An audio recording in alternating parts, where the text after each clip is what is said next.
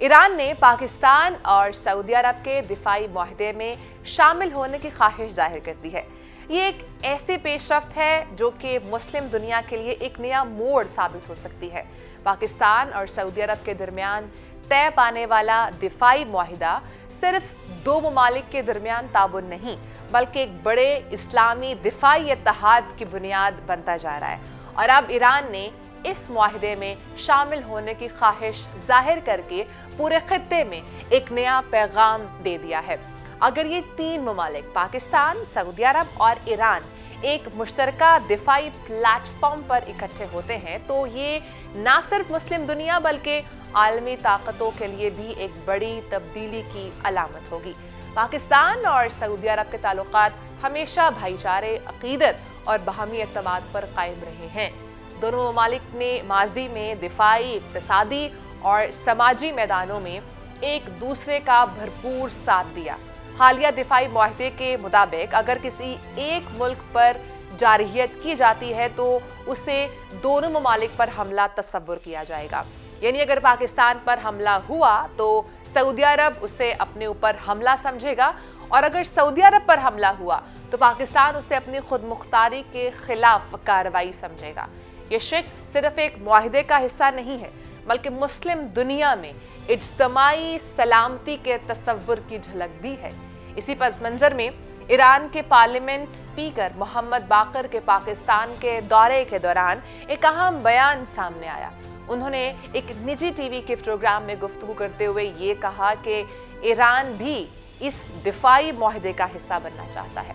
उनका ये कहना था कि OIC को नेटो की तर्ज पर एक इस्लामी मुश्तरका फौज तश्कील देनी चाहिए ताकि मुस्लिम ममालिक अपनी सलामती के लिए मुत्तहिद हों, और पाकिस्तान समेत तमाम इस्लामी ममालिक को अपनी फौजें फ़लस्तीनियों के तहफ़्फ़ुज़ के लिए गज़ा भेजनी चाहिए और ऐसे किसी इक़दाम से गुरेज करना चाहिए जिससे इस्राइली तसल्लुत मज़ीद मजबूत हो।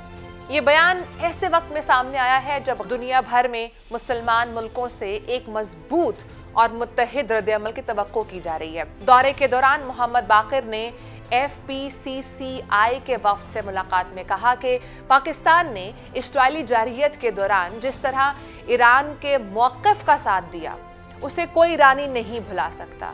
उन्होंने ये भी कहा कि पाकिस्तान उम्मत मुस्लिमा के लिए एक अजीम असासा है और दोनों ममालिक को मेडिकल, तवानाई, बैंकिंग और तिजारती मैदानों में बाहमी ताउन बढ़ाना चाहिए। उनके मुताबिक पाकिस्तान और ईरान दोनों एक ऐसे चैलेंजेस का सामना कर रहे हैं और अगर ये दोनों मुल्क मिलकर काम करें तो खित्ते में इस्तेहकाम और तरक्की की राहें खोली जा सकती हैं। यहाँ ये बात याद रखना ज़रूरी है कि पाकिस्तान की दिफाई तारीख हमेशा आज़्म, जुर्रत और हिकमत से भरी रही है। 1965 की जंग में जब भारत ने रात के अंधेरे में लाहौर पर हमला किया तो पाकिस्तान के जवानों ने दुश्मन के अज़ाइम खाक में मिला दिए। और इस साल की बात करें तो पाकिस्तान फ़ज़ाइया ने दुश्मन के 8 ट्रंप के मुताबिक जंगी तैयारे तबाह कर दुनिया को हैरान कर दिया है।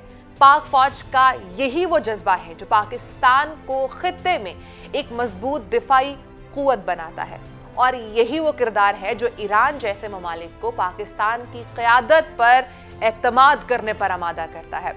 अगर ईरान वाकई इस दिफाई मुआहिदे का हिस्सा बन जाना चाहता है तो पाकिस्तान, सऊदी अरब और ईरान एक ऐसे सहफरीकी इत्तेहाद बना सकते हैं जो ना सिर्फ अस्करी सतह पर बल्कि सियासी, मुआशी और नज़रियाती सतह पर भी खित्ते में तवाज़ुन कायम कर सकता है।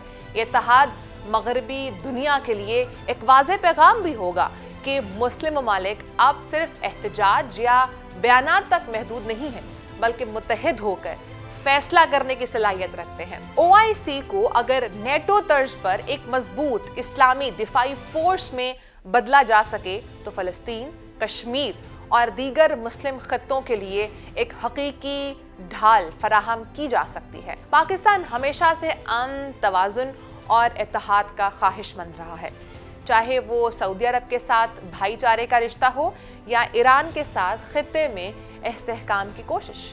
पाकिस्तान ने हमेशा पुल बनने की यानी कि ब्रिज बनने की कोशिश की है, दीवार नहीं।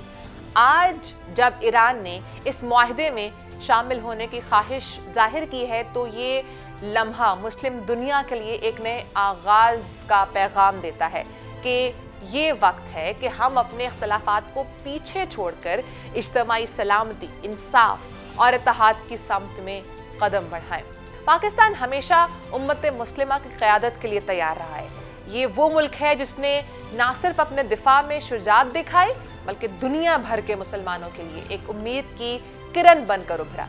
आज एक बार फिर पाकिस्तान इसी मोड़ पर खड़ा है जहां उसे एक नया इस्लामी इत्तेहाद जन्म ले सकता है और शायद यही वो लम्हा भी है जब हम ये कह सकते हैं कि पाकिस्तान अमन का मुहाफिज, उम्मत का तर्जुमान और मुस्लिम इत्तेहाद की सबसे बड़ी उम्मीद है।